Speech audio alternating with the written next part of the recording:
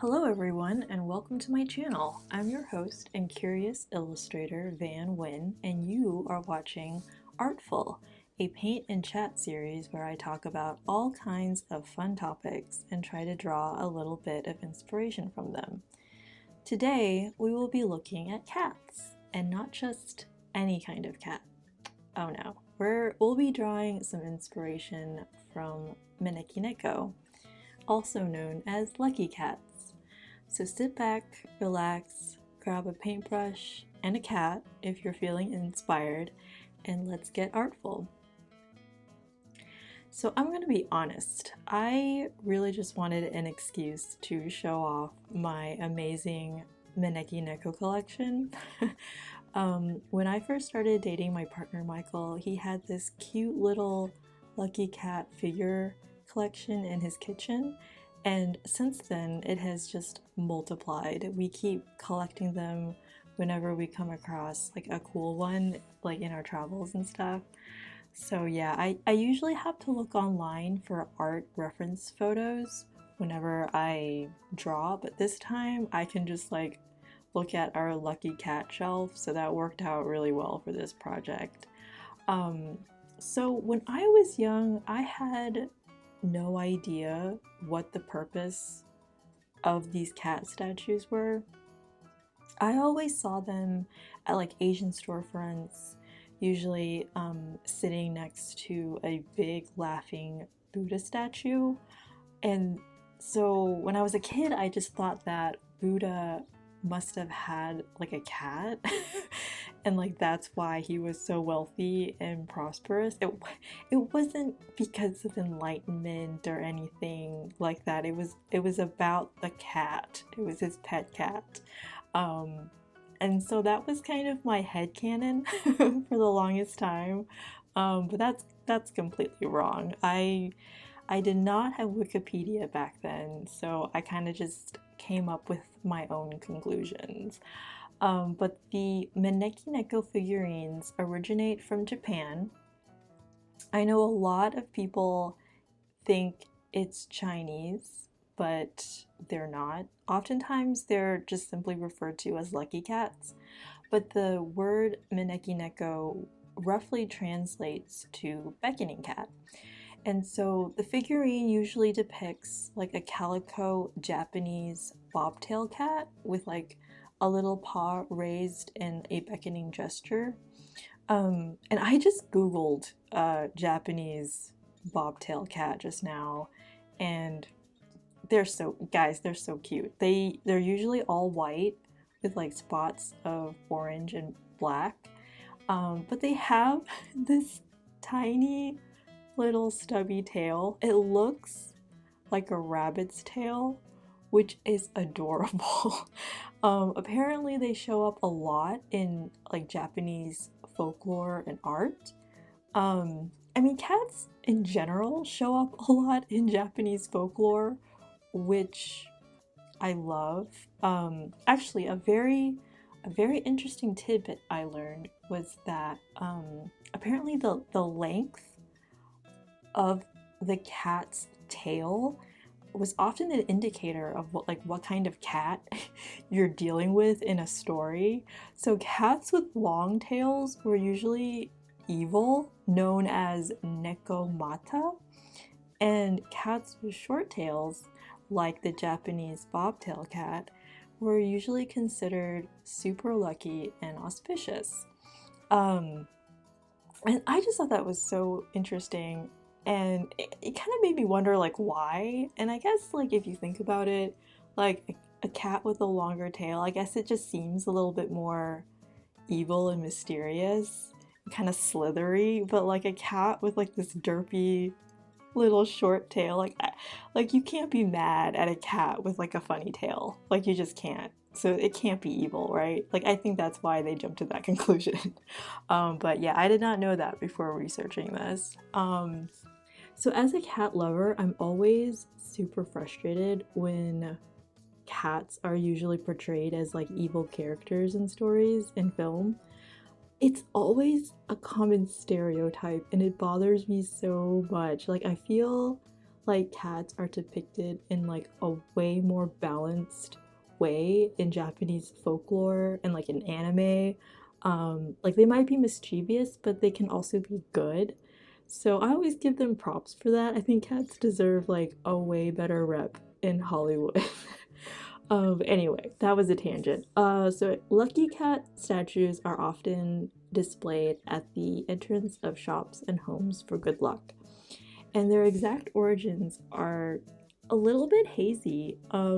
It's commonly believed that they started in Tokyo, while some insist it was Kyoto. They first appeared during the Edo period in Japan, and the first record of Maneki Neko dates way back to 1852. You can actually find like a really old painting from this period, where like it's depicting somebody selling a cat figurine in front of a temple, which I thought was really cool.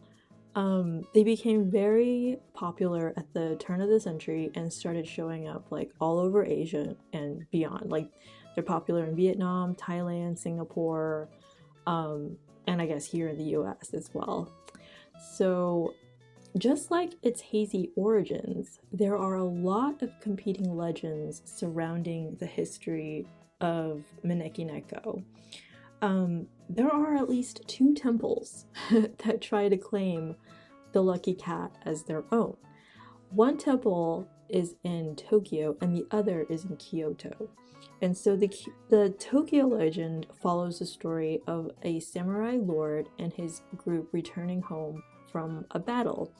And it begins to rain. So the group comes upon like a small rundown temple in the woods inhabited by a monk and like a little white cat named Tama, which honestly sounds so peaceful to me. It's just like, I'm just imagining like this super cottagecore monk life, right? It just sounds so appealing to me these days. But anyway, the samurai takes shelter under a tree when it begins to rain, and he notices Tama the cat standing at the temple's entryway. And it has its little paw raised up as though beckoning him to come inside the temple. And so he's enchanted by this cat, and the samurai goes to the temple, and as he does so, a bolt of lightning strikes the very tree he was just standing under. And so essentially Tama the cat saved his life. So he's super grateful and claims the temple as like his family temple, and he pours like all of his money and patronage towards the temple and the monk and everything. So and when Tama finally died, the first Maneki Neko figure was made to commemorate her. This is the legend that I remember hearing when I was first learning about lucky cats. Now the temple mentioned in this legend is a real temple located near Tokyo called let me see, I am not good at pronouncing Japanese stuff, so Kotakuji Temple, and if you go there today, it's completely covered in like hundreds of Maneki Neko figurines. It's so cool. The photos of it are crazy. They're just like all standing like in a row, like bunches of them. It looks like the work of like a super organized hoarder cat lady. So basically it looks like my bedroom, but back in 2017 when I was visiting Tokyo, I really wanted to visit this temple, but I didn't get a chance to because we ran out of time and there's like a bajillion things to do in Tokyo. But hopefully I can go back, you know, and finally be among my cat lady brethren. Anyway, so the second story comes from Shoninji Temple in Kyoto, and I kind of find it to be a little bit spooky. It's a little spooky compared to the first legend. The story also features like a poor monk that kept a cat, And one day, the depressed monk asks the cat why it doesn't do anything to help him out. I love this aspect of the story because if you are a cat owner, you know what it's like to look at your lazy cat and just wish it could at least pay its share of rent. You know, it's such a freeloader. But in the story, the cat hears this, and then he disappears. And the next day, a wealthy family arrives at the temple and tells the monk that the Lord's daughter had died the night before. And right before she died, she requested to be buried at the Shoninji Temple. And apparently, the monk's cat visited the Lord's daughter, entered her soul somehow, and inspired her to make the request. And so from then on, the temple and the monk enjoyed like this nice patronage from the wealthy family. So I don't know, compared to like the warm and fuzzy Tokyo legend of Tama, like this one was definitely spookier. It has a lot more supernatural elements to it. So if that's your jam, like go to the Shoninji Temple in Kyoto.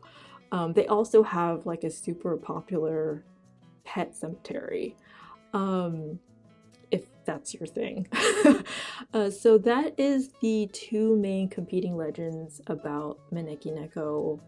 Honestly, I find them both kind of inspiring. Like when I retire, I just want to become like a monk living in the woods in a temple with very lucky cats that happen to usher in wealthy people who will just give me money. Like that sounds like a sweet life, right?